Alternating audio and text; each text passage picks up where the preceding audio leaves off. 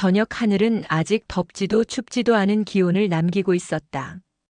골목 끝 간판들이 한 글자씩 켜지며 색을 바꾸고 사람들 어깨에서 하루의 냄새가 흘렀다. 나는 휴대폰 진동을 멈추고 통화를 받았다. 이열함의 목소리가 상냥했다. 엄마 일자리 드디어 해결됐어. 우리 엄마가 소개해준대.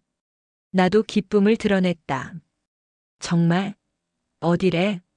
도심 큰 고깃집. 실내가 환하고 손님도 품이 있고 주방도 깨끗하대. 말끝마다 괜찮다는 단어가 얹혔다. 나는 의자를 밀고 일어섰다. 괜찮다는 말을 너무 자주 들으면 오히려 마음 한구석이 쿡 찔린다. 어머니 한도연은 전화가 끝나자마자 작은 가방을 들고 나왔다. 새로 다림질한 앞치마와 얇은 장갑이 눈에 띄었다. 내가 아직 손이 빠르잖니? 사람들과 섞이면 덜 외롭고. 어머니는 웃었다. 웃음은 얇고 조심스러웠다. 피부에 남은 세제 냄새와 따뜻한 다리미의 열기가 복도에 오래 남았다. 무리하지 마세요. 괜히 힘든 일 맡지 마시고. 내가 말하자 어머니는 고개를 끄덕였지만 눈빛은 결심으로 굳어 있었다. 저녁 식탁에서 장모 민서량은 자신감 가득한 표정으로 말을 이었다. 내가 괜히 소개하니? 거긴 손님 응대만 조금 도와주면 돼. 의자 정돈하고 접시 반짝하게 닦고 손님께 미소. 쉬워. 그녀의 팔찌가 잔을 칠 때마다 작은 소리를 냈다. 은색 알갱이들이 불빛을 받아 반짝였다. 임금은요? 내가 묻자 장모는 손사래를 쳤다. 그런 건 나중에. 우선 들어가면 자리를 알아서 챙겨줘. 가족끼리 뭘 따져. 열함은 내 무릎을 슬쩍 눌렀다. 엄마가 직접 봤다잖아. 다음 날 어머니는 이른 시간에 나가셨다. 신발장 위엔 낡은 메모 패드가 한 장 남아 있었다. 혜윤아, 밤늦게 들어가니 걱정 말아라. 손이 덜 떨리게 천천히 하마. 글씨가 조금 흔들렸다. 나는 종이를 접어 지갑에 넣었다. 낮 동안 몇 번이나 전화기를 들었다 놨다 했다. 일은 손에 잡히지 않았다.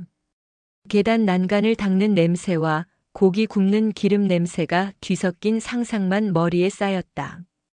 해가 기울 즈음 장모에게서 사진 메시지가 왔다. 대형 유리창 뒤로 붉은 조명이 번지고 테이블마다 연기가 얇게 일어났다. 유니폼을 입은 사람들이 줄지어 서 있고 안내판 옆에는 환영합니다라는 글씨가 반짝였다. 장모는 사진 아래에 짧게 적었다. 여긴 체계야. 배우면 늦지 않아.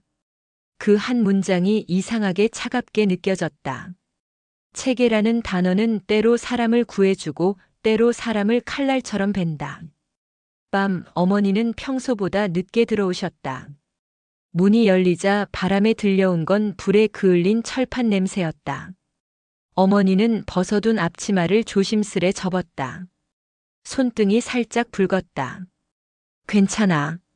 내가 묻기도 전에 어머니가 먼저 말했다. 그냥 처음이라 그랬어. 테이블 사이가 좁더라. 무슨 일 하셨어요?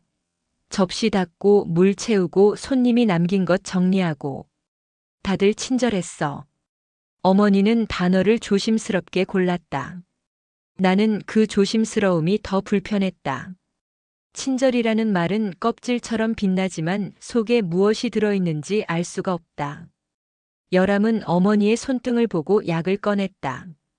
장모는 거실 한편에서 TV 소리를 높였다. 화면 속 사람들은 크게 웃고 박수를 쳤다. 첫날이면 다 그런 거야. 긴장해서 그러지. 장모는 웃으며 말했다. 내가 내일은 더 좋은 테이블로 돌려달라고 말해줄게. 그 말은 도움처럼 들렸지만 어딘가 허공을 툭 치는 공허가 남았다. 다음 날부터 어머니는 연달아 나갔다. 돌아오면 손등에 물결 같은 자국이 남았다. 유리잔을 오래 잡았을 때 생기는 자국 같기도 했다. 손가락 마디는 부어 보였다. 분위기는 어때요? 내가 물을 때마다 어머니는 같은 대답을 했다. 환해. 음악도 잔잔하고 손님들이 다들 말이 고와. 그리고 잠시 멈추었다가 덧붙였다. 그래도 내가 제일 느린 것 같더라. 그 짧은 말이 마음을 눌렀다. 느림은 죄가 아닌데 누군가의 시선 아래에선 손부터 움츠러든다.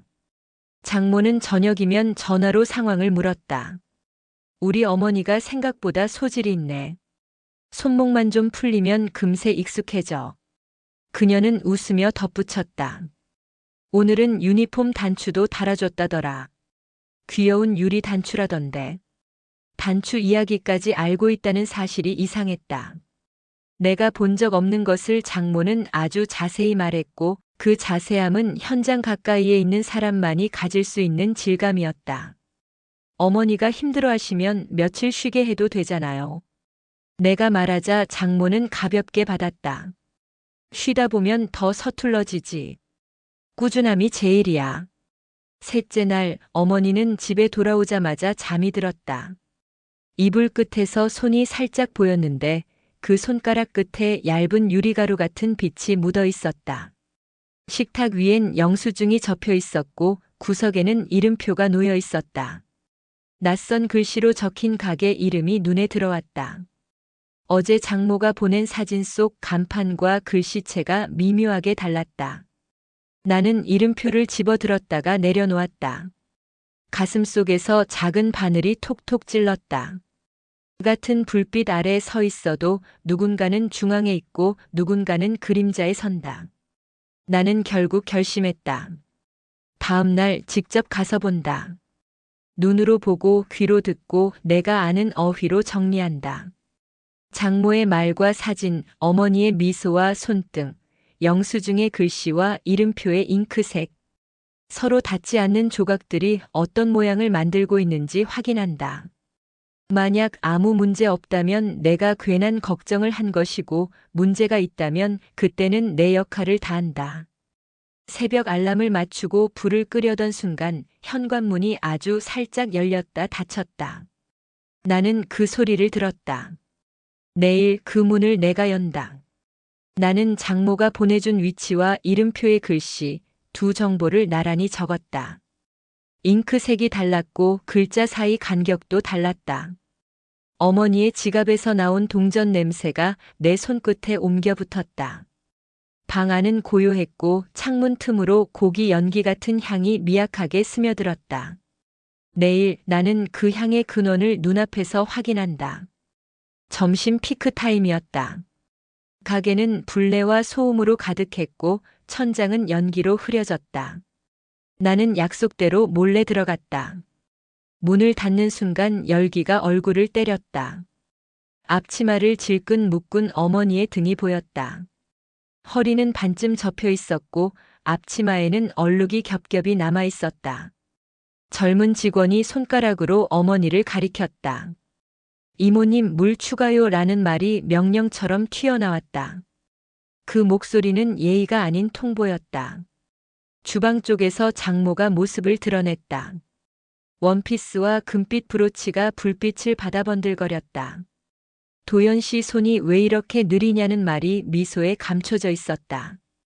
어머니는 고개를 숙이며 죄송하다고 답했다.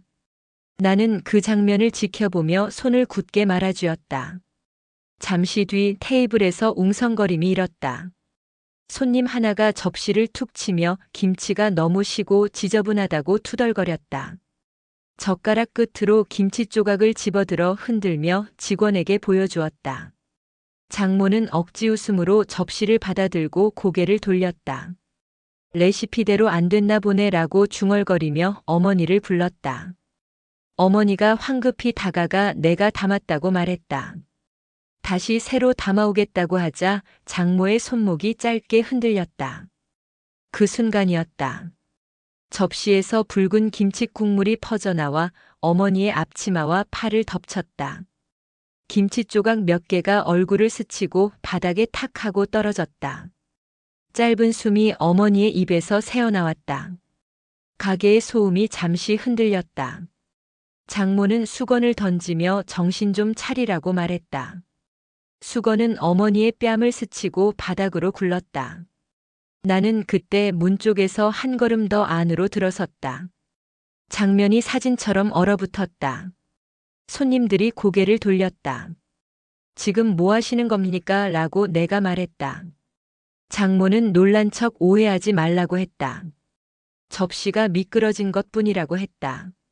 나는 어머니의 팔을 붙잡았다. 살결은 차갑고 축축했다. 이게 미끄러짐이면 고의는 무엇이냐고 낮게 물었다.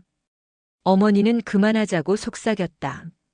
장모는 가족이면 서로 가르칠 수 있다는 말을 던졌다. 돈 받고 일하는 사람이면 그 정도는 버텨야 한다고 덧붙였다. 불판에서 기름이 튀며 지직 소리가 났다. 그 소리가 장모의 말과 겹쳐 내 귓속을 때렸다. 나는 앞치마 거리를 밀며 한 걸음 전진했다. 철제 막대가 덜컹거렸다. 다시는 어머니에게 물건을 던지지 말라고 경고했다. 장모는 여기 규칙은 자신이 정한다고 했다. 그녀의 시선이 주변을 훑자 직원 둘이 어머니 뒤로 붙었다. 나는 어머니를 내 뒤로 세웠다. 이제 병원으로 간다고 말했다. 치료비는 청구하겠다고 덧붙였다. 장모는 큰 소리 치지 말라고 했다. 세상은 그렇게 간단하지 않다고 했다. 나는 계산대 위에 영수증을 집어 올렸다. 간단하게 만들겠다고 답했다. 나는 어머니와 골목 모서리를 돌아 나왔다. 찬바람이 김치 국물 냄새를 밀어냈다. 나는 편의점 앞수도에서 팔을 씻겼다. 물줄기가 붉은 자국을 잔잔히 훑었다. 어머니는 괜찮다고 했고 나는 아니라고 했다. 오늘로 끝이라고 말했다. 나는 핸드폰을 꺼내 메모를 열었다. 김치 투척 증언 기록이라고 적었다. 그 5단어가 오늘의 전부라고 스스로에게 말했다. 밤이 되자 잠이 오지 않았다. 천장에 비친 불빛이 어머니의 앞치마를 다시 붉게 물들였다. 냄새가 떠나지 않았다. 타버린 기름과 젖은 수건과 식초의 냄새가 뒤엉켰다. 나는 복수를 마음으로만 다짐하지 않기로 했다. 계획은 내일부터라고 스스로를 다잡았다. 누군가는 법을 두드려야 한다고 적었다. 누군가는 사실을 모아야 한다고 또 적었다. 나는 그 둘 다 하겠다고 결심했다. 첫걸음은 진료 기록이라고 정했다. 다음은 가게의 카메라라고 정했다. 그리고 함께 일한 사람들의 말을 듣겠다고 적었다. 나는 불을 끄고 한참을 서 있었다. 방 안은 어둡게 내려앉았지만 마음은 이상하리만큼 맑았다. 내일 나는 이 불빛을 거꾸로 비출 것이다. 내 행동이 감정이 아니라 절차임을 스스로 확인하고 싶었다. 분노는 금방 식지만 기록은 남는다고 되뇌었다. 증거가 쌓이면 목소리는 억울함이 아니라 사실이 된다고 믿었다. 어머니의 팔에 연고를 바르며 호흡을 맞추었다. 약통의 라벨과 사용 시간을 사진으로 남겼다. 얼음팩이 녹는 속도도 메모에 적었다. 그 작은 사실들이 훗날 큰 문을 여는 열쇠가 될지 모른다고 생각했다. 거실 시계의 초침이 또각거리며 시간을 눌렀다. 나는 전화 목록을 정리하고 통화 버튼을 누르지 않은 채 화면을 껐다. 성급한 말보다 차분한 문장이 더 멀리 간다고 배웠다. 내일은 직원 휴게 공간의 위치를 확인할 것이다. 담배 냄새와 앞치마 섬유의 결이 어머니의 동선과 만나는 지점을 찾을 것이다. 출입문 센서의 소리와 영수증 발행 기록의 시각을 대조할 것이다. 반찬 접시에 깨진 자국과 오늘 흩어진 조각의 모양을 비교할 것이다. 장모의 말버릇을 한 줄씩 떠올렸다. 그녀는 늘 규칙이라는 단어를 앞세웠다. 규칙은 누구에게나 같아야 한다는 사실을 내일 보여줄 것이다. 나는 마음속으로 6가지 질문을 만들었다. 누가 던졌는가? 왜 던졌는가? 어디에서 던졌는가? 언제 던졌는가? 무엇을 던졌는가? 그리고 던진 뒤에 어떤 말을 했는가? 질문이 명확해질수록 답도 또렷해졌다. 나는 노트를 덮고 창문을 열었다. 밤 공기가 식은 연기를 밀어냈다. 골목 끝 간판의 불빛이 멀게 느껴졌다. 어머니는 옆으로 누운 채 조용히 숨을 골랐다. 나는 그 숨의 속도를 세다가 마음을 가라앉혔다. 내일 병원 대기실에서 접수 번호표를 뽑을 것이다. 의사는 사진을 보고 정도를 기록해 줄 것이다. 메모장에 썼다. 김치 투척, 장 모욕, 손상 확인. 내일은 병원, 그 다음은 카메라, 진술이다. 감정이 아니라 절차로 간다. 기록의 순서를 정리하고 숨을 고르며 밤을 기다렸다. 그날 새벽 창밖에서 닭이 울었다. 나는 잠에서 깨어 거실로 나갔다. 싱크대 옆에 어머니의 앞치마가 걸려 있었다. 붉은 김칫국 자국이 말라붙어 있었다. 냄새가 아직 남아 있었다. 나는 조용히 그것을 벗겨들고 세탁기에 넣었다. 물이 차오르며 자국이 번졌다. 그 붉은 물결이 마치 어머니의 눈물 같았다. 나는 그 물을 바라보며 다시 다짐했다. 내일은 반드시 증거를 남길 것이다. 그 증거가 어머니의 존엄을 되찾는 시작이 될 것이다. 이제부터 내 분노는 감정이 아니라 증거다. 아침은 유리처럼 얇았다. 창틈이 새긴 빛이 어머니의 거즈를 하얗게 스쳤다. 천 아래로 물든 자국이 넓어졌다. 얼음을 갈아대었지만 불그스름한 무늬는 사라지지 않았다. 어머니는 몸을 일으키려 했고 나는 어깨를 눌렀다. 오늘은 쉬자고 말했다. 어머니는 체면을 이유로 들었다. 나는 체면보다 사람이 먼저라 말했다. 그 말이 방 안에 오래 머물렀다. 책상에 메모장을 펼쳤다.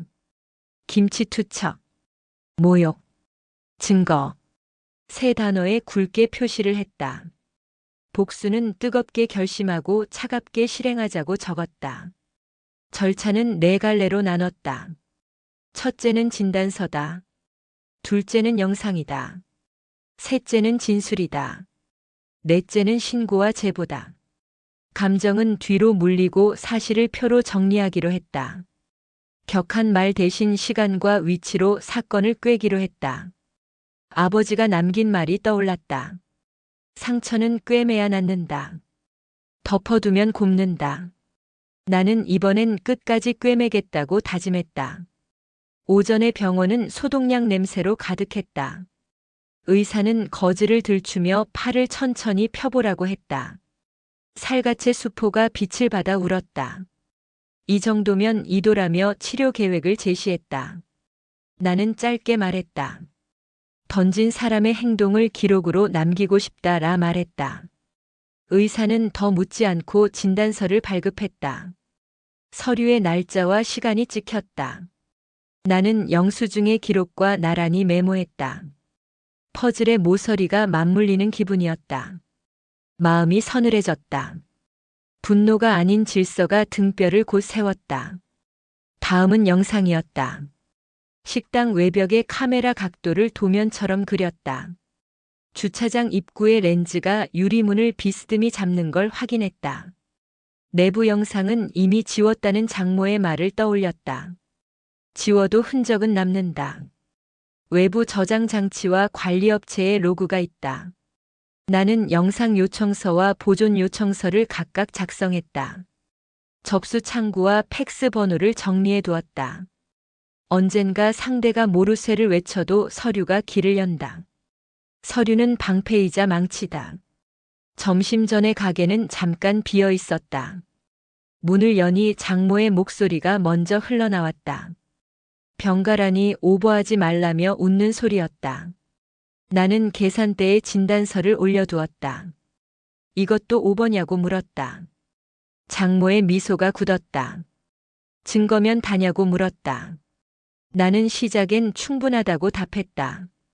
그녀는 내부 영상은 정리했다고 으스댔다. 나는 외벽 카메라를 말했다. 각도와 시간대를 설명했다.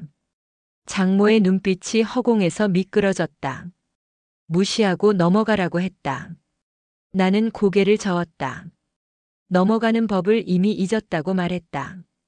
주방문이 열리며 젊은 직원이 나왔다. 그녀는 앞치마 끝을 말아 쥐고 서 있었다. 떨리는 숨이 금세 들렸다.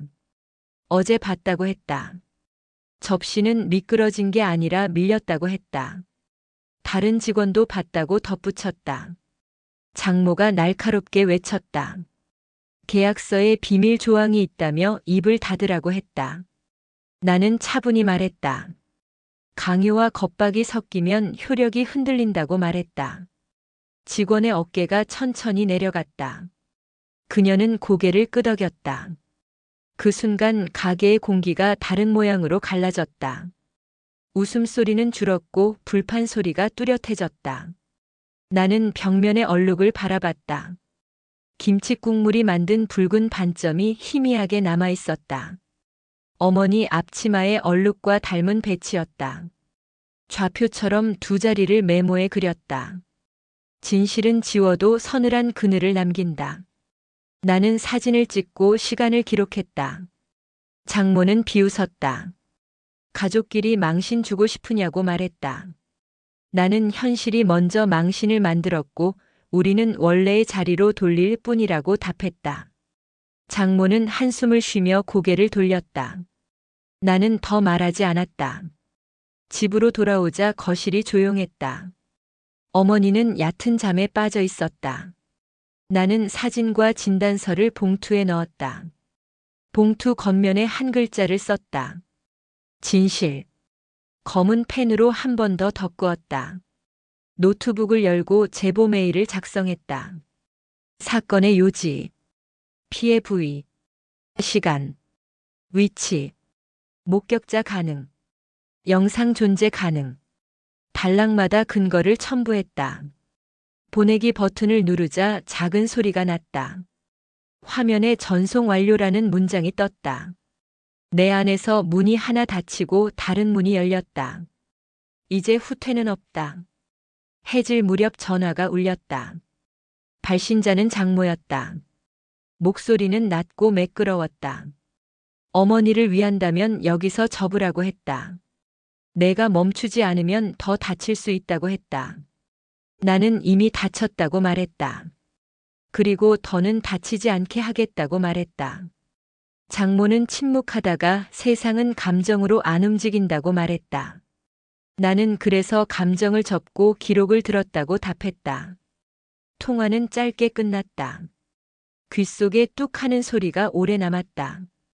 밤이 깊어지자 창밖에 불빛이 길게 번졌다.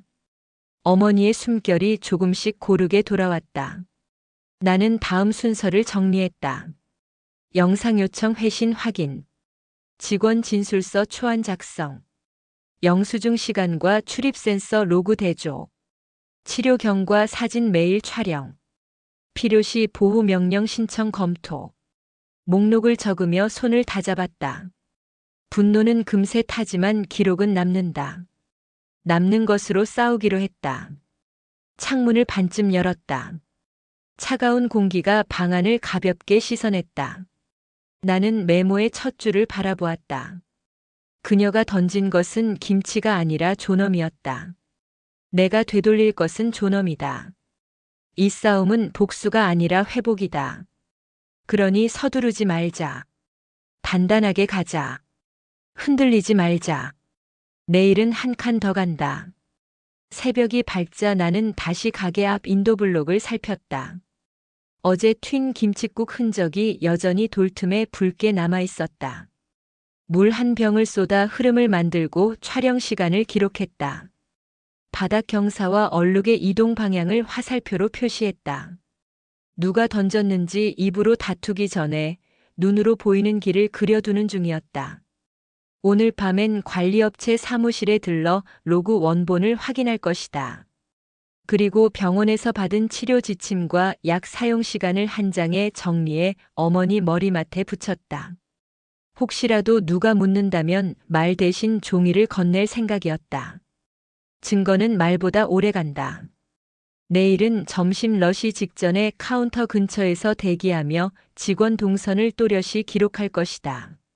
주방 문, 출입 센서, 카드 단말기의 소리까지 모두 시간표에 박아넣겠다. 틈은 없다 이번엔. 점심 하늘이 흐렸다. 나는 어머니를 병원에 내려드리고 곧장 건물 관리실로 갔다. 벽에는 작은 화면이 줄줄이 켜져 있었다. 관리인은 내 신분증과 서류를 확인하고 시간을 눌렀다. 화면이 바뀌더니 주차장 입구가 보였다. 유리문 너머가 비스듬히 잡혔다. 장모의 팔이 번쩍 들렸다. 빨간 김치가 허공에서 선을 그리며 날았다. 다음 장면에서 어머니가 팔을 움켜쥐고 뒤로 물러났다. 관리인은 숨을 고르고 말했다. 이 장면은 따로 보관할 수 있다. 원본과 시간 기록도 함께 남는다. 나는 신청서를 적었다. 글씨가 떨렸지만 끝까지 적었다. 밖으로 나오니 바람이 차가웠다. 가게 앞에는 검은 차가 멈춰 있었다. 문이 열리고 장모가 내렸다. 얼굴은 화장이 짙었고 입술은 굳었다. 그녀가 다가왔다. 너 영상 봤지? 나는 차분히 대답했다. 확인했다. 그녀가 말했다. 그거 쓰지 마. 어머니 체면을 생각해. 나는 답했다. 체면은 이미 던지셨다. 그녀의 눈이 번쩍였다. 세상은 그렇게 단순하지 않아. 내가 지금 뭘 건드린 줄 알아.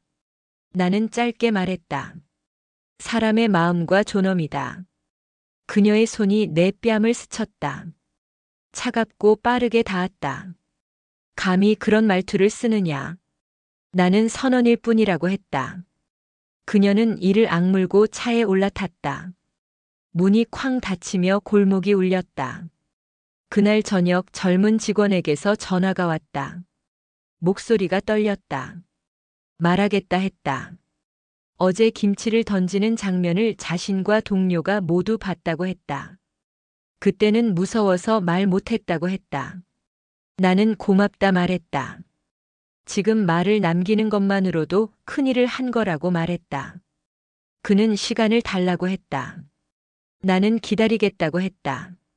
전화를 끊고 방 안을 둘러보았다. 시계 초침이 또각거렸다. 나는 메모장을 펴고 한 줄씩 적었다. 영상 확인, 보관 신청, 목격자 연락, 시간 기록. 적을수록 마음은 차분해졌다.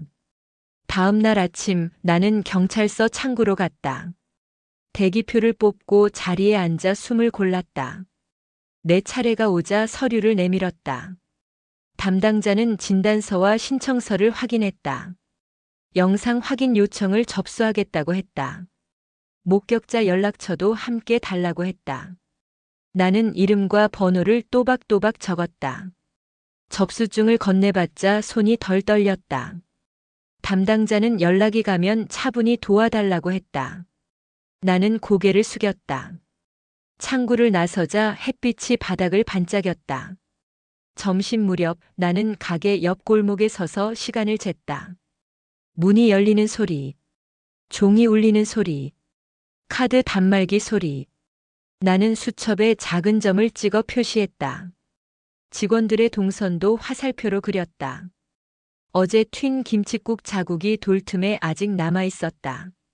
물을 조금 부어 흐름을 확인하고 사진을 찍었다. 시각을 적었다. 말보다 표시가 오래 남는다. 나는 그 말만 믿었다.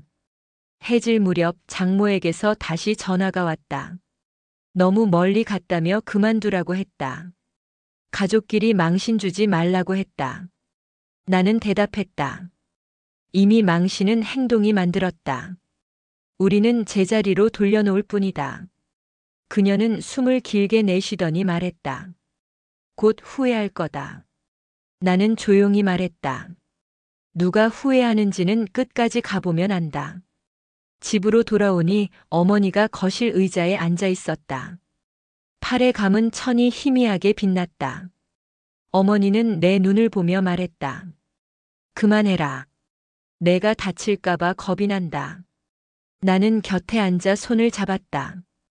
이번에는 물러서지 않겠다고 말했다.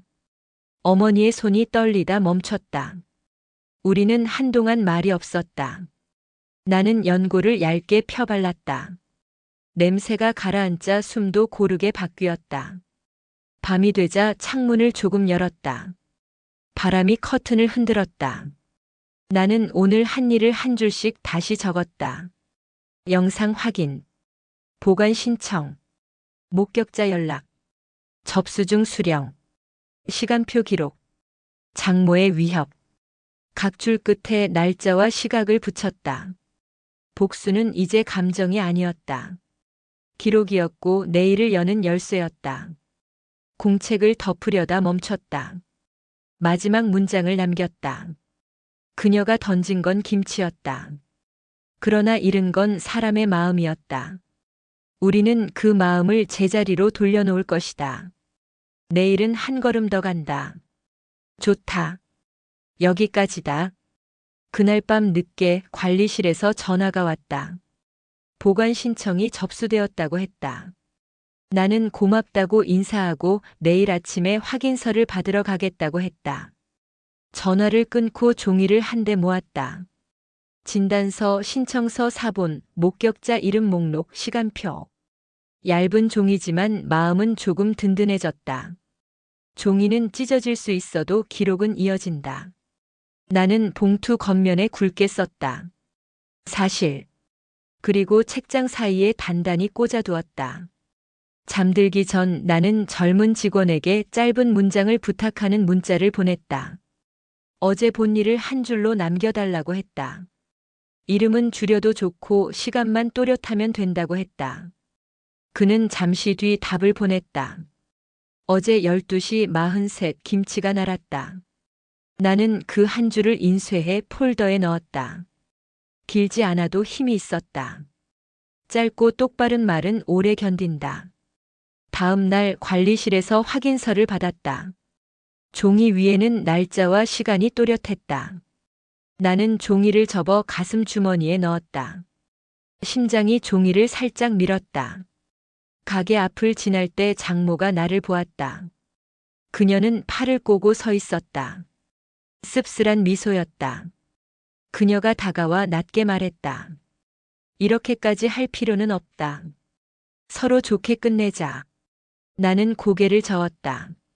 좋게 끝내려면 처음부터 나쁘게 시작하지 말았어야 한다. 그녀의 미소가 꺼졌다. 그 눈빛은 오래 감춰온 성질을 드러냈다. 그녀는 한숨을 쉬며 돌아섰다. 오후에는 동네 복지관에 들렀다. 어머니가 다니던 글쓰기 교실 선생님을 만났다. 선생님은 어머니의 팔을 보고 마음 아파했다. 선생님은 말했다. 내가 할 수 있는 게 있으면 말해달라. 나는 고개를 숙여 인사했다. 어머니는 어르신들과 함께하는 시간이 많다. 이 일로 고개 숙이지 않게 하겠다. 선생님은 내 어깨를 가볍게 두드렸다. 사람은 결국 서로의 손으로 버틴다. 그 말이 가슴에 남았다. 집에 돌아오니 어머니가 작은 화분을 들여다보고 있었다. 잎사귀에 물방울이 매달려 있었다. 나는 물뿌리개를 받아 조심히 뿌렸다. 어머니가 말했다. 꽃은 말이 없지만 마음을 다듬는다. 나는 대답했다. 그래서 꽃은 배신하지 않는가 보다. 어머니가 잠깐 웃었다. 웃음은 짧았지만 방이 환해졌다. 나는 그 웃음을 사진처럼 마음에 붙였다. 어머니가 잠깐 웃었다. 나는 그 웃음을 마음에 붙였다. 그 후 일들은 바로 이어졌다. 저녁에 나는 골목 끝 가로등 아래서 시간을 재고 젊은 직원이 멀리서 고개를 끄덕이던 장면을 기억했다. 그 다음 날 아침 관리실에서 확인서를 받았고 장모는 가게 앞 계단에서 씁쓸한 미소를 짓다가 돌아섰다. 그 장면까지가 어제의 마지막이었다. 이제 오늘을 쓰겠다. 문 밖에서 노크 소리가 났다. 2번, 3번 무겁게 울렸다. 문을 열자 장모가 서 있었다. 얼굴엔 번들거리는 웃음, 눈빛은 서늘했다. 어머니 몸은 좀 어떠셔? 말끝은 살갑지만 속은 딱딱했다. 나는 대꾸하지 않았다. 어머니가 조용히 고개를 끄덕이자 그녀가 과일 바구니를 탁자에 내려놓았다. 번쩍이는 포장지가 부엌 등불을 받아 기이하게 반짝였다. 그만하자. 이웃들이 말 많아진다. 나는 천천히 숨을 고르고 물었다. 그날 김치를 던진 사람이 누굽니까? 그녀의 입술이 잠깐 떨렸다. 오해야. 손이 미끄러졌어. 장갑은 왜 안 끼셨죠? 너 지금 나 신문하니? 사람이 다쳤습니다. 대답은 짧고 단단했다. 그녀가 자리에 앉지도 않고 의자를 발로 밀었다. 바닥이 짧게 끽 소리를 냈다. 너 진짜 자식이냐? 며느리를 의심하고 가족을 법정에 세울 작정이야? 나는 고개를 저었다. 가족이면 더 바르게 해야죠. 말로 덮으면 상처가 썩습니다. 어머니가 손으로 내 소매를 살짝 잡았다. 그만해라. 장모가 그 말을 붙잡듯 재빨리 받았다. 들었지? 어머니도 원치 않아. 나는 조용히 손을 풀었다. 어머니는 늘 참으셨어요. 이번엔 제가 앞에서 맡겠습니다. 그녀의 미소가 깨졌다. 짧은 침묵 뒤에 그녀는 낮게 내뱉었다. 내가 원한 대행사냐? 회복입니다. 그녀는 비웃었다. 그녀가 돌아서려던 순간 초인종이 울렸다. 문 밖에 또 다른 사람이 섰다. 어제 속삭였던 젊은 직원이었다. 그녀는 작게 인사하고 말을 이었다. 어제 본 그 일 저 말할게요. 장모가 앞으로 나섰다. 조용히 가. 내 미래 생각해. 직원은 숨을 삼키고서도 눈을 피하지 않았다. 사장님이 던졌어요. 빨간 김치. 물까지 끼얹었어요. 말끝이 흐느낌에 걸렸다. 장모가 손을 들어 내리치려 하자 나는 팔을 잡아막았다. 어머니가 숨을 삼켰다. 그만. 나는 짧게 말했다. 이제 거짓말은 안 통합니다.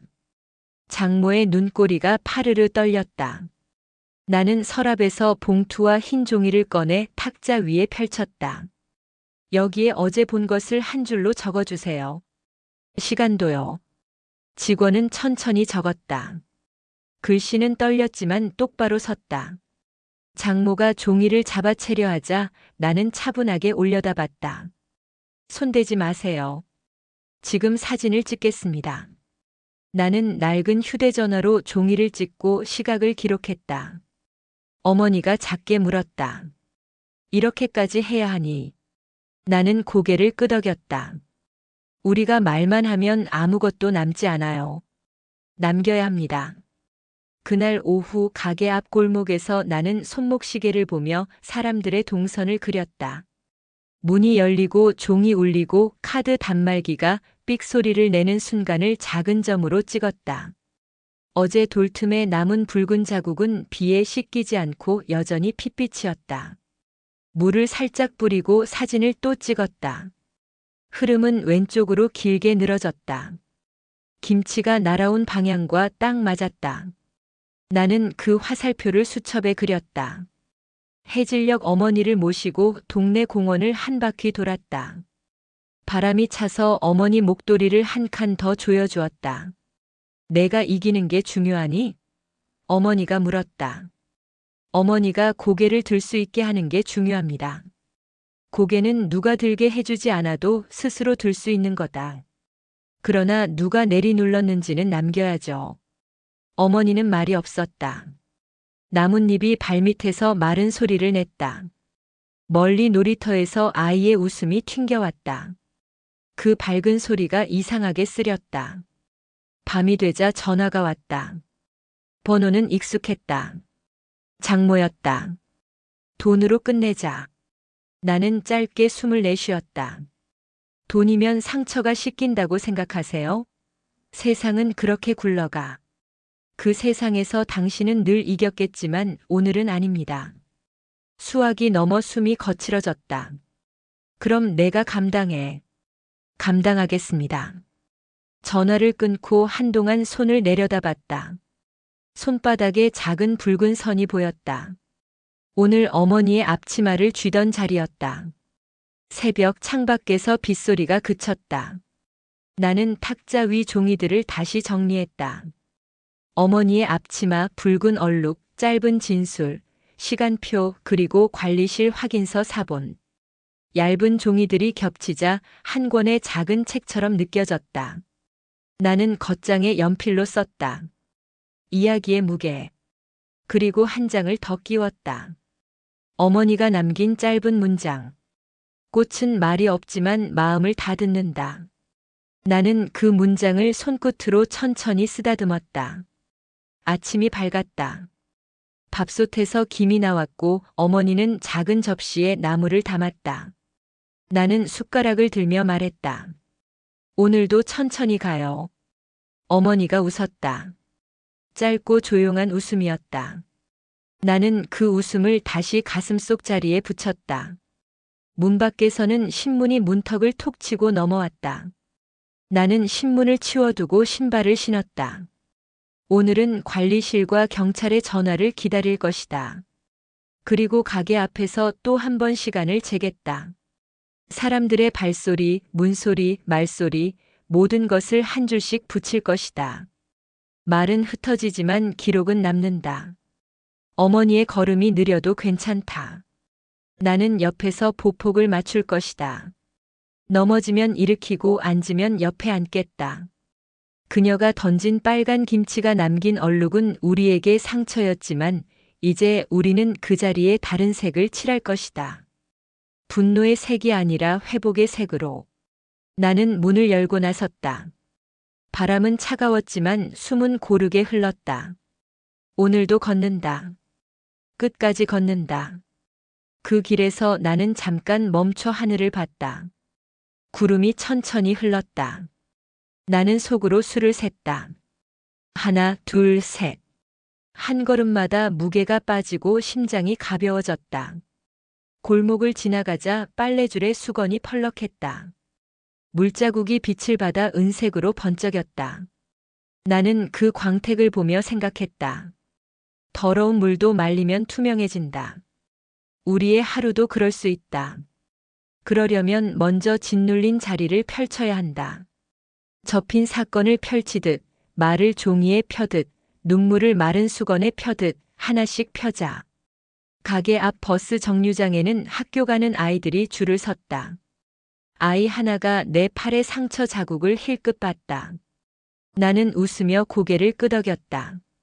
그 아이는 금세 시선을 거뒀다.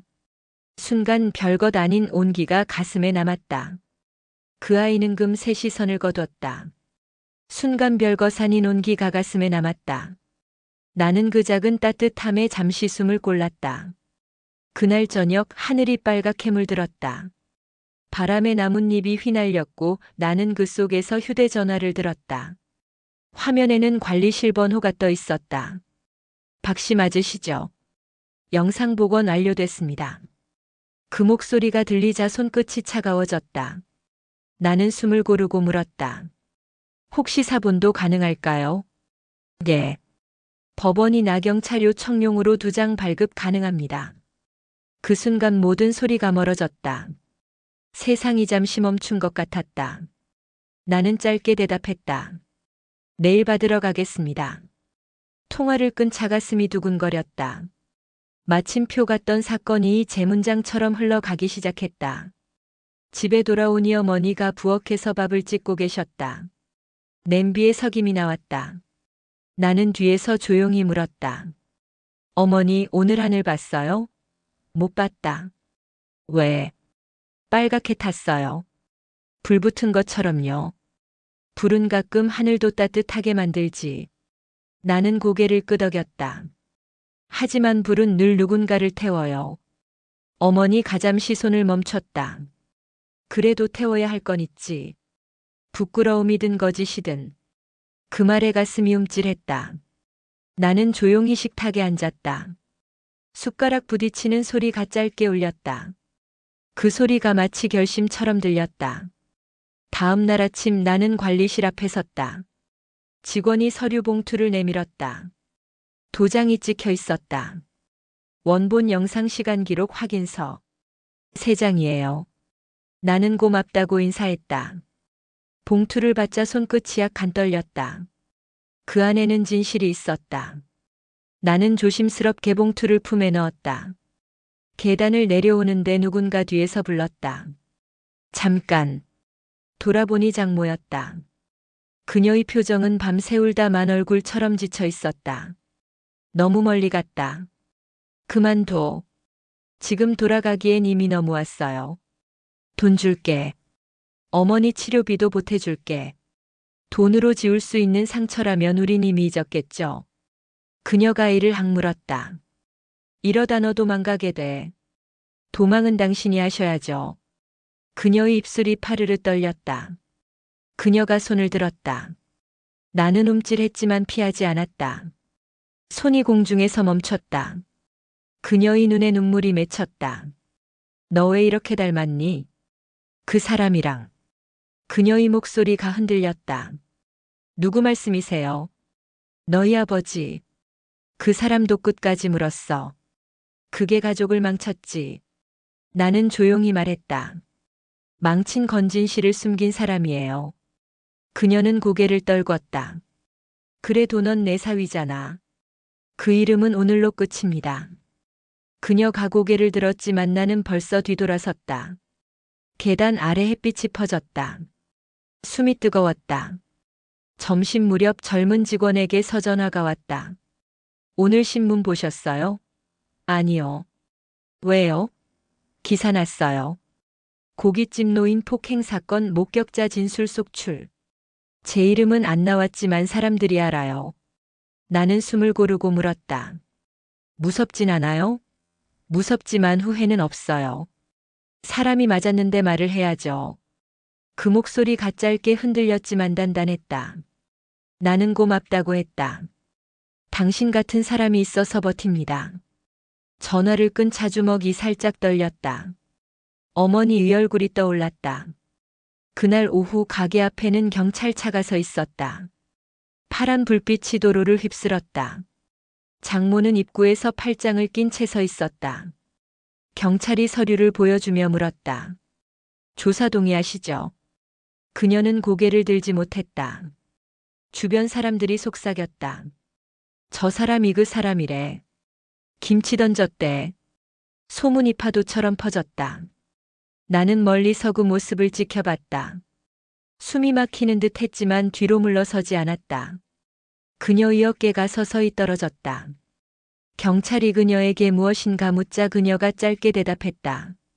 내가 던졌어요. 내가 잘못했어요. 그 순간 세상이 조용해졌다. 바람 소리조차 멎었다. 나는 천천히 고개를 들었다. 하늘은 맑았다. 빨간빛도 그늘도 없었다. 그저 밝았다. 어머니에게 전화했다. 이제 끝났어요. 그 사람은 인정했어요. 그럼 됐다.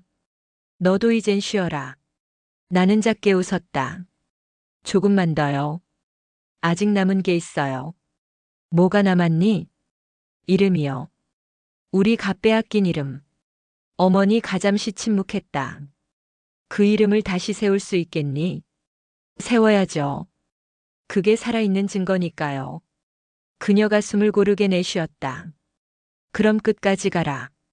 내 대신. 네. 끝까지. 해질녘 나는 어머니를 모시고 가게 앞을 지났다. 간판이 떨어져 있었고 불은 꺼져 있었다. 유리창 너머로 붉은 조명이 꺼져가듯 흐릿했다. 어머니가 조용히 물었다. 저기서 울던 사람도 지금은 후회하겠지. 후회는 늦게 오는 법이에요. 그래도 왔으면 좋겠구나. 후회라도. 나는 대답하지 않았다. 대신 손을 내밀어 어머니의 손을 잡았다. 따뜻했다. 그 온도가 온몸으로 번졌다. 밤 집으로 돌아와 책상 앞에 앉았다. 관리실 확인서와 경찰 접수증을 나란히 놓았다.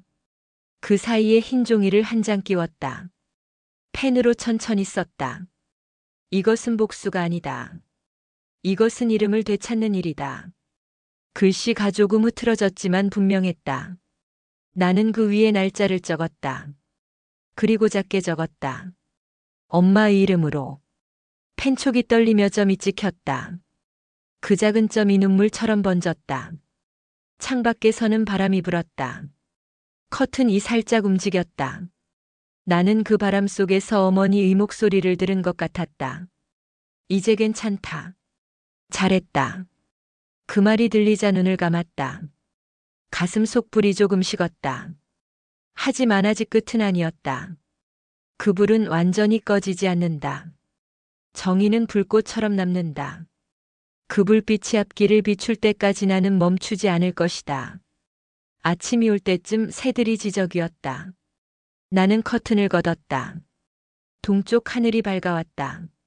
세상이 조용히 숨을 쉬고 있었다. 나는 속삭였다. 오늘도 기록한다. 오늘도 걷는다. 오늘도 불붙은 이름으로 산다. 밤이 완전히 가라앉았다. 창밖 가로등빛이 창문을 스쳤다. 나는 탁자 위 서류들을 다시 정리했다. 어머니는 이미 주무시고 계셨다. 그 숨소리가 안정적이었다. 나는 그 소리를 들으며 생각했다. 사람의 삶은 이름으로 시작해 이름으로 끝난다. 누군가는 그 이름을 지우려 하고 누군가는 그 이름을 지키려 한다. 내가 택한 길은 후자였다. 그래서 두렵지 않았다. 창문 밖 도로에는 차 한 대가 지나갔다. 그 불빛이 내 방 안을 짧게 비췄다. 나는 그 빛에 맞춰 숨을 골랐다. 지금 이 순간 모든 것이 잠시 멈춘 것 같았다. 하지만 나는 알고 있었다. 내일이면 세상은 다시 움직인다. 그 움직임 속에서 누군가는 진실을 잊고 누군가는 기억한다. 나는 기억하는 쪽에 남고 싶었다. 그래서 다시 펜을 들었다. 어머니의 손은 작았다. 하지만 그 손이 세상을 바꿨다. 그 문장을 쓸 때 눈앞이 희미해졌다. 피곤함이 몰려왔지만 눈을 감지 않았다. 바람이 커튼을 밀며 들어왔다. 그 바람의 종이 한 장이 넘어갔다. 그 위엔 진실이라는 단어가 적혀 있었다. 나는 작게 웃었다. 진실은 가벼워 보여도 사람을 세우는 무게였다. 그리고 그 무게를 내가 기꺼이 짊어질 생각이었다. 나는 책상을 정리하고 창가에 섰다. 하늘의 별이 몇 개 보였다. 그 작은 빛이 희미했지만 단단했다. 나는 속으로 중얼거렸다. 세상에 이름 없는 사람이 얼마나 많을까? 이름을 잃은 사람, 목소리를 삼킨 사람, 손을 내밀다 물러난 사람. 그들을 위해라도 나는 멈추지 않을 것이다. 어머니가 그랬듯 조용히 버티며 끝까지 가겠다. 별빛이 창틀에 닿았다. 나는 손을 내밀어 그 빛을 가만히 받았다. 차가운 줄 알았는데 따뜻했다. 그 온기가 손끝에서 심장으로 옮겨왔다. 나는 천천히 속삭였다. 이 불빛을 잊지 말자. 나는 손을 내리고 천천히 커튼을 닫았다. 방 안은 조용했고 공기는 따뜻했다. 그 순간 문득 생각했다. 내일은 조금 덜 아플 수 있을까? 아니, 조금만 더 단단해지면 그걸로 됐다. 그날 저녁 바람이 유난히 세찼다. 골목 가로등이 흔들리고 가게 간판이 삐걱거렸다. 나는 외투 주머니에 손을 넣고 천천히 걸었다. 손끝엔 냉기가 스며들었다. 휴대전화에 불이 들어왔다. 젊은 직원에게서 온 문자였다. 지금 갈게요. 짧은 글자들이 가슴을 세차게 두드렸다. 오늘이 모든 것의 시작이자 끝일 수 있었다. 나는 숨을 고르고 가게 앞에 섰다. 안쪽에서는 고기 굽는 냄새와 기름 타는 소리가 섞여 나왔다. 그 냄새가 이상하게 쓰렸다. 문을 열자 장모의 목소리가 들렸다. 어서 오세요. 그 목소리는 늘 그랬듯 달콤했다. 그러나 그 속에는 칼날이 숨어 있었다. 나는 작게 고개를 숙이고 안으로 들어갔다. 손님들이 몇 명 앉아 있었고 직원들이 분주히 움직였다. 젊은 직원이 내 쪽을 봤다. 그 눈빛에는 결심이 비쳤다. 잠시 뒤 모든 손님이 자리를 비웠다. 불판 위에서 기름이 타며 작은 불꽃이 튀었다. 장모가 나를 향해 웃었다. 오늘은 무슨 일로 왔어? 나는 천천히 말했다. 어제 약속한 증언 때문에 왔습니다. 그녀의 미소가 굳었다. 그건 이야기 끝난 줄 알았는데 아직 시작도 안 했습니다. 내 목소리가 낮게 울렸다. 장모는 의자를 끌어앉으며 담배를 꺼냈다. 너 이런다고 달라지는 게 있을 것 같아? 있을 겁니다. 사람은 바뀌지 않아도 상황은 바뀝니다. 그녀가 웃었다. 그 웃음은 비어 있었다. 그래, 그럼 해봐. 그때 문이 열리고 젊은 직원이 들어왔다. 손에는 서류 봉투가 쥐어져 있었다. 장모의 눈썹이 움찔했다. 그게 뭐야? 제가 본 걸 적었습니다. 그녀의 목소리가 떨렸지만 명확했다. 장모가 손을 내밀었다. 그거 이리 줘. 안 됩니다. 직원은 뒤로 물러섰다. 나는 탁자 위를 가리켰다. 여기 놓으세요. 봉투가 탁자에 닿는 순간 공기가 멈췄다. 장모가 벌떡 일어났다. 이게 무슨 짓이야? 진실을 적은 겁니다. 내가 말했다. 진실이 사람을 죽이기도 하지. 그녀의 목소리가 흔들렸다. 거짓은 더 많은 사람을 죽입니다. 짧은 침묵이 흘렀다. 불판 위에 불빛이 흔들렸다. 그녀가 갑자기 손을 들어 탁자를 내리쳤다. 접시가 바닥에 떨어지며 산산이 부서졌다. 기름과 국물이 사방으로 튀었다.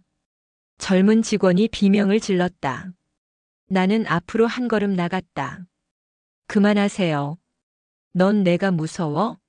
아니요. 당신이 불쌍합니다. 그녀의 눈이 커졌다. 뭐라고? 사람이 사람을 짓밟고 그걸 이기는 거라 착각하는 게 불쌍합니다. 입 닥쳐. 그녀가 손에 잡힌 접시 조각을 들었다. 나는 그 손을 붙잡았다. 날 선 조각이 손바닥을 스쳤다. 피가 배어나왔다. 나. 그녀가 소리쳤다. 그러나 나는 놓지 않았다. 당신도 그만하세요. 끝났습니다. 그녀의 어깨가 떨렸다. 잠시 후 손에서 조각이 떨어졌다. 그녀가 의자에 털썩 앉았다. 다 내 탓이야. 그 말은 놀라우리만큼 조용했다. 내가 지나쳤어. 그냥 분노를 못 이겼어. 그녀의 눈에서 눈물이 흘렀다. 젊은 직원도 고개를 숙였다. 나는 휴대전화를 꺼내 녹음을 멈췄다. 화면에는 시간과 음성이 또렷이 남았다. 그녀는 내 손을 보았다. 피나잖아. 괜찮습니다. 나를 용서할 수 있겠니? 용서는 시간이 하는 겁니다. 나는 천천히 밖으로 걸어 나왔다. 바람이 얼굴을 스쳤다. 젊은 직원이 따라 나왔다. 괜찮으세요? 괜찮아요. 오늘은 긴 날이었네요. 그녀가 작게 웃었다.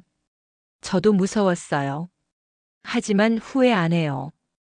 이제 어쩌실 건가요? 내일 경찰에 제출하겠습니다. 그럼 끝이네요. 끝이라기보다 정리죠.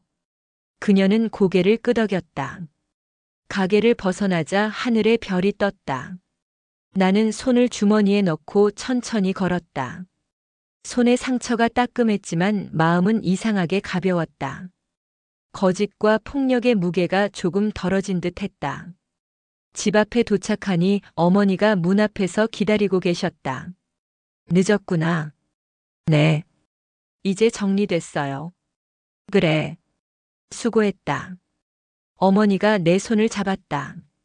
그 손이 따뜻했다. 피났네. 괜찮아요. 이제 끝났어요. 끝난 게 아니야. 이제 시작이야. 시작이요? 상처는 아물어야 비로소 끝이니까.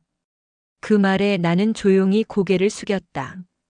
어머니의 눈빛은 잔잔했지만 그 속엔 단단한 힘이 있었다. 그 밤 나는 책상에 앉아 봉투를 열었다.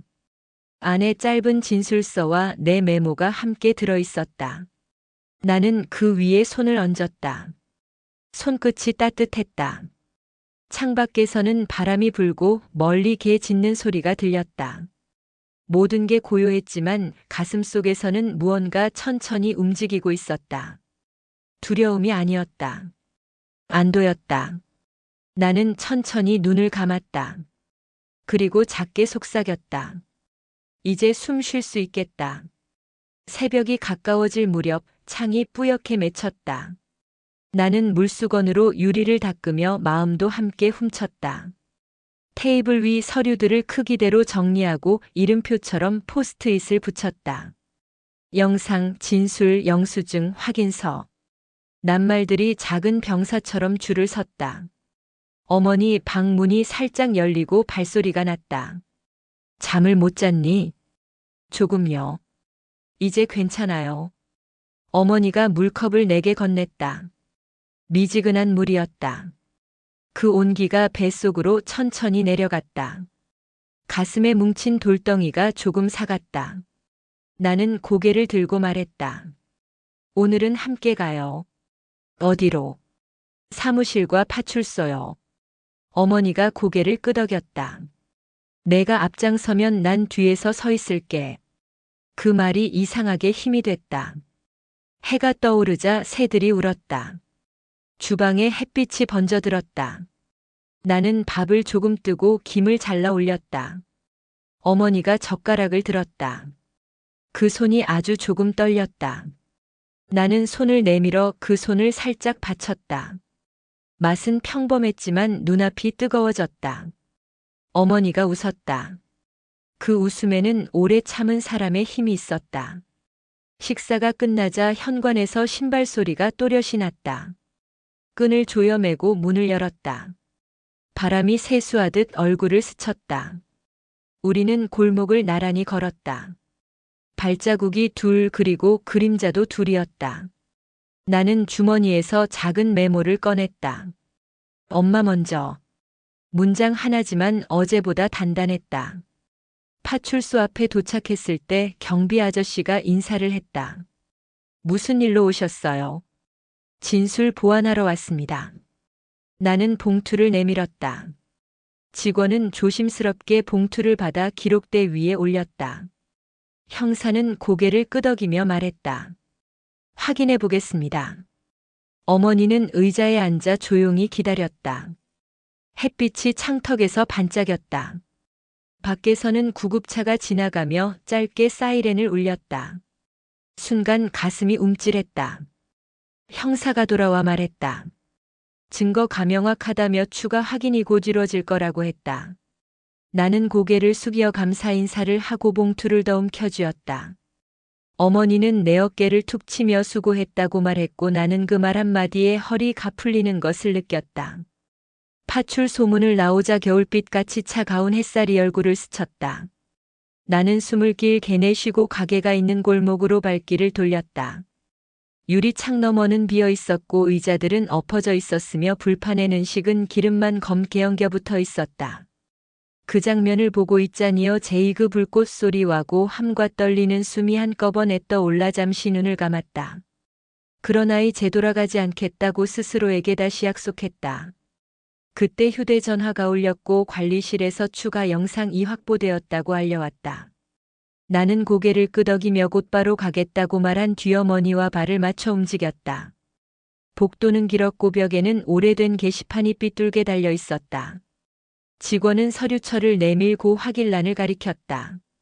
나는 사인을 하고 사본을 수령해 가슴 주머니에 깊숙이 넣었다.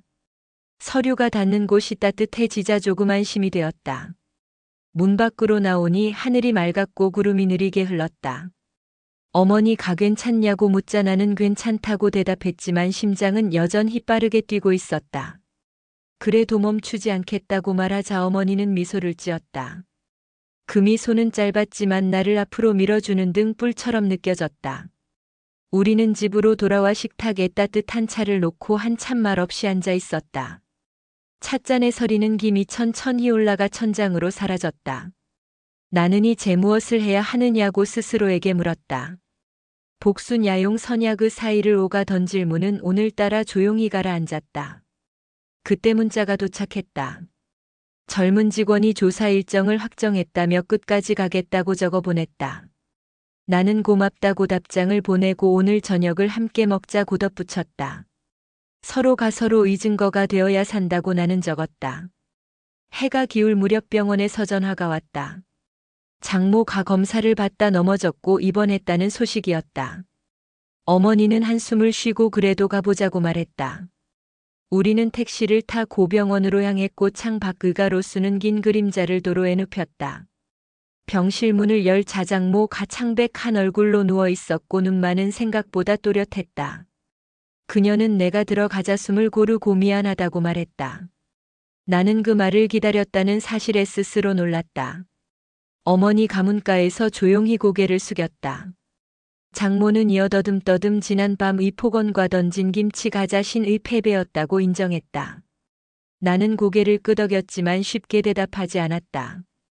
그녀는 내 손을 보며 상처가 아직 남았느냐고 물었다. 나는 남았지만 아물거라고 대답했다. 그녀는 잠시 눈을 감고 천천히 숨을 내쉬더니 재그만 마침표를 찍자고 했다. 나는 마침표는 함부로 찍지 않는다며 상처 가장문을 닫을 때 찍겠다고 말했다. 그녀는 알겠다고 대답했고 그 목소리는 한겨울비처럼 얇고 차가웠다. 우리는 잠시 침묵했고 기계음만 규칙적으로 울렸다. 나는 자리에서 일어나 병실 밖복도에서 어머니와 마주섰다. 어머니는 이제 때가 되었다는 눈빛을 보냈고 나는 짧게 고개를 끄덕였다. 우리는 하루치의 서류를 정리해 담당 형사에게 보낼 목록을 만들었다. 사건은 이제 사람들의 입이 아니라 종이 위언어로 흘러가기 시작했다. 밤이 깊어지자 나는 집으로 돌아와 노트를 펼쳤다. 첫 줄에는 오늘 들었던 사과와 그 사과가 가지지 못한 뿌리를 적었다. 둘째 줄에는 내가 내일 할 일을 적었다. 증거 추가 및 진술 보완 그리고 어머니의 진료 예약 변경. 작은 일들이 줄지어 섰는데 이상하게 그 줄이 멀리 갈 길처럼 보였다. 나는 펜을 놓고 두 손을 포겠다. 손바닥의 얇은 흉터가 별 모양을 하고 있다는 걸 그때 처음 알았다. 별은 작아도 길을 가리킨다.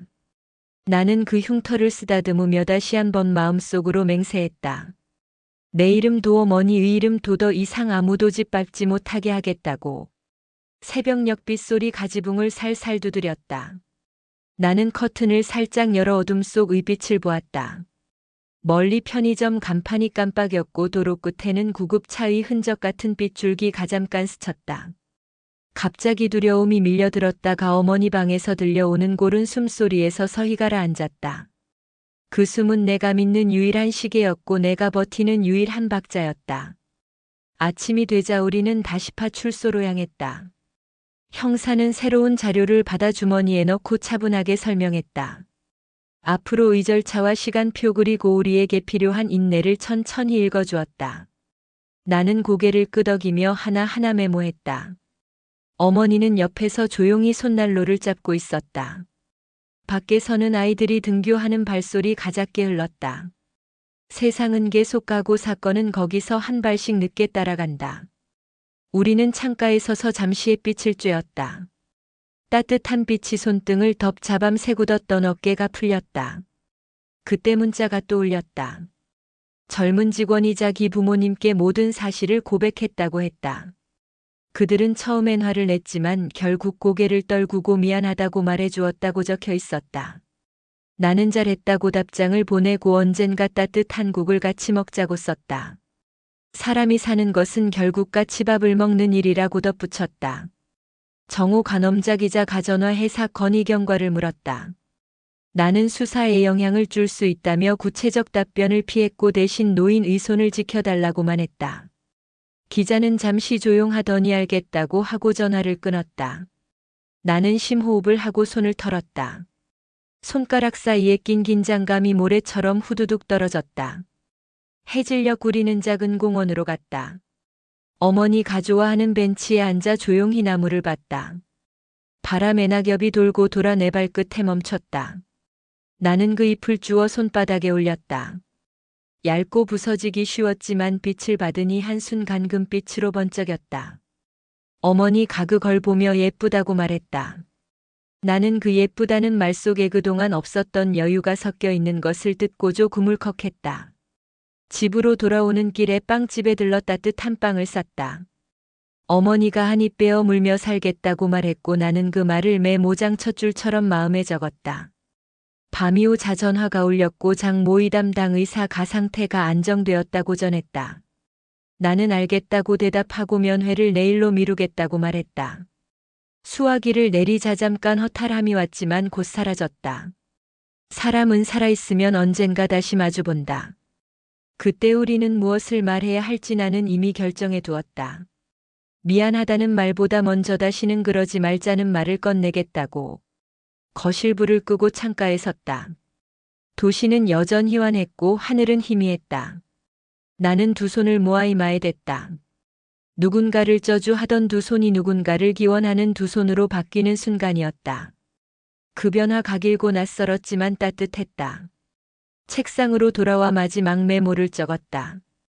오늘 우리는 쓰러지지 않았다. 그리고 내일 우리는 더 천천히 그러나 끝까지 갈 것이다. 점점 글자가 크게 보였다. 가작게 보였다. 피곤이 한꺼번에 밀려왔지만 나는 눈을 감지 않고 마지막 문장을 정리했다. 이 길은 복수가 아니라 회복이고 증오가 아니라 기억이며 증언이 아니라 이름이라는 것을. 문장을 찍는 점 이 펜 끝에 서잡게 떨렸다.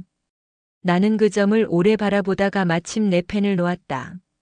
문밖바람이 문틈을 스쳤고 멀리 어디 선 가종 소리가 한 번 울렸다. 나는 천천히 불을 끄고 어머니 방문을 살짝 열어 그녀의 숨을 한 번 더 확인했다. 그 숨이 여전하다는 사실만으로 오늘 하루 각오했다. 커튼 사이 새벽빛이야 주얇게 스며들었다. 나는 조용히 속삭였다. 우리 이제 괜찮다. 그리고 이 괜찮음이 오래 가도록 나는 기록하고 걷고 붙들 것이다. 다음 날 우리는 법률 상담을 받았다. 변호사는 차분했고 절차를 설명했다. 필요한 건 꾸준함과 기록이라고 했다. 나는 메모장을 새로 사기로 했다. 어머니는 고개를 끄덕이며 미소 지었다. 집으로 돌아오는 길에 비가 내렸다. 빗물은 차갑지만 마음은 덜 시렸다. 우산 끝물 방울이 보도에 점 찍혔다. 작은 점들이 모여 길을 만들었다. 나는 그 점을 밟으며 천천히 걸었다. 저녁이 되어 밥을 지었다. 밥냄새가 집을 가득 채웠다. 우리는 조용히 숟가락을 들었다. 내일도 가자고 나는 말했다. 어머니는 짧게 그래라고 대답했다. 그 짧은 대답에 긴 의지가 담겨 있었다. 오늘의 사연은 여기까지입니다. 여러분이라면 이런 상황에서 어떻게 하시겠나요? 댓글로 의견을 남겨주세요. 오늘 영상이 마음에 드셨다면 구독 버튼 한번 눌러주시고요. 좋아요와 알림 설정도 부탁드립니다. 앞으로도 편안한 이야기로 찾아뵙겠습니다. 감사합니다.